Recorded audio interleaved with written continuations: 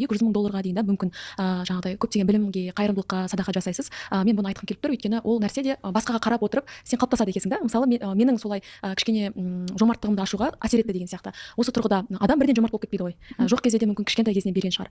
Жалпы жомарттықты қалай тәрбиелеп аштыңыз, немесе қатты адам қалай жомарттыққа тәрбиеленуге болады? Андай бар, Алланың есімін шағылыстыру деген нәрсе бар да. Аллахтың жомарт деген сипаты бар, Кәрим, щедрый. Бізге оңды солды беріп жатыр ғой, енді несін жасайық, таңертең көзімізді ашқанымыздың өзі соқыр адам үшін нығмет қой. Ал біз просто так аштық, көзіміз көріп тұрды. Щедрость ба? Щедрость. Ендеше, егер адам жомарт болғысы келіп жатса, болса, это вообще супер, машаллах да. Біріншіден, екіншіден, Аллахтың осы Кәрим есімін шағылыстырғысы келу керек. Қалай? Аллах щедрый. Ендеше, кішкентай істерінен бастап щедрость таныту. Айту керек, я раббым, мен сен сияқты жомарт бола алмаймын. Сен маған өте жомартсың, бірақ мен де сенің осы бір есіміңнің сипатын бір көрсеткім келеді адамдарға. Жомарт болғым келеді деп, кішкентай істе жомарт болып көрші. И сосын бір істе жомарт болдым, мен келдім, мысалы, жомарттықпен біреуге есік ашып бере салдым. Кішкентай ма? Кішкентай, кімнің қолынан келмейді, бәрінің қолынан келеді. Бірақ есікті ашып тұрдым, ол кірді, рахмет кетті. Мен істедім, сол уақытта андай бір, вау, мен қандай жомартпын емес, наоборот, я Аллахым, бұл сенің Кәрим есіміңнің сипаты. Шағылысы соның. Сен маған түсіріп тұрсың уже маған келіп тұр осы есімнің сипаты. Ендеше мен разымын, тағы көрсетші. И тағы не істейсің? Келесі бір ісіне жомарт бола тұрсың. Айналаңа жомарт боласың, жақындарыңа кете береді. Но бірақ каждый жомарт болған сайын айтасың, я Аллахым, бұл мен емес. Менің кереметтілігім, мен жомарттығым емес, бұл сенің Кәрим сипатыңның нұры келіп тұр маған, болды.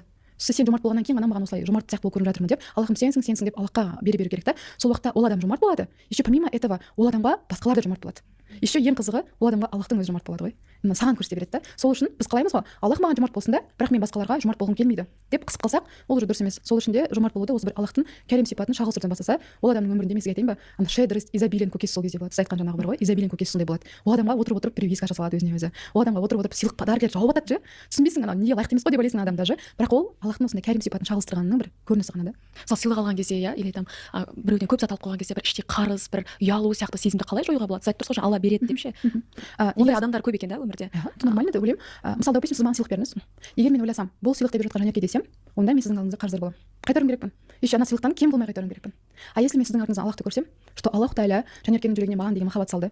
Маған ана бір жұлдыз деген құлыма бір сыйлық берші деп сізге осындай ризық берді еще. Соны алып келіп беретін андай болады, ақыл ес сана берді сізге деп артынан Аллахты көрсем, онда мен сізге қарыздар болмаймын. Мен Аллахқа қарыздар боламын. И Аллахқа қарыздар, это Аллахқа қарыз именно өте бір қарыздықтың ең керемет формасы да. Неге? Өйткені Аллахқа қарыз жасап не істеймін мен? Аллахым сенсің ғой деп Аллахты көремін. Сізді көрмеймін. Ал мен егер сізді көріп қалсам, мен қарыздар боламын. Ата әжеміздің алмақтың салмағы бар деп өсірген сөзі қайда қалды сонда? Енді мен ата әжем үшін жауап бере алмаймын. Ол кездегі түсінік болуы мүмкін. Егер мысалы допустим бір әже келіп алмақтың салмағы бар деп түсіндіріп берсе, бәлкім басқа түбір шығатын шығар. Басқа нәрсе бар шығар. Может Аллахтың алдындағы алмақ шығар. Оны білмейміз ғой. Сол үшін де басқа бір кісінің сөзіне жалпылама жауап бере алмаймын да. Бірақ егер мен көрсем, что Жанеркенің артында Аллах бар, онда салмағым да болмайды сізге. Алмағым да, салмағым да, қарызым да ештеңе де болмайды. Енді ең қызығы, мен Жанерке қайда қалды деп тұр ғой енді. Подарка берген сол негізінде қарасаң. Енді оған ештеңе қайтармауым керекпін ба? Жоқ. Адамға рахмет ете алмағанның Аллахқа рахметі жоқ деген бар. Мен не істеймін? Сізге рахмет етемін. Сіз үшін дұға етемін. Керек болса Аллах менің жүрегіме салып тұрса, бір сондай сезімді мен сізге сыйлық беремін. Бірақ опять же, Жанерке маған бергені үшін емес. Аллах соның жүрегіне салды, осы бір керемет адамның жүрегіне өткізді нұрын, и сөйтіп келді. Ендеше мына адамға рахмет етемін да, сол нұрды ұстап қалмай, өзінде. Қойшы әжем подарка берді демей, маған подаркасын әкеліп беріп тұр ғой. Ұстап қалып тұрған жоқ Аллахтан келген сезімді. Мен не істеймін? Соған рахмет етемін уже. Жақсы екен жеңіл өмір сүруге. Әйтпесе адамдардың бәрі қиналып, шарппен, ойбай, жаңағыдай тойға нанша келіп, нанша апару керек, қарызбыз деген сияқты қиын нәрселермен өмір сүреді да. Жаңа айтып жатырсыз ғой, Аллахтың есімін шағылыстыру деп. Осы жерде бірден сіз қазір білімді айтып кетіп жатырсыз. Қалай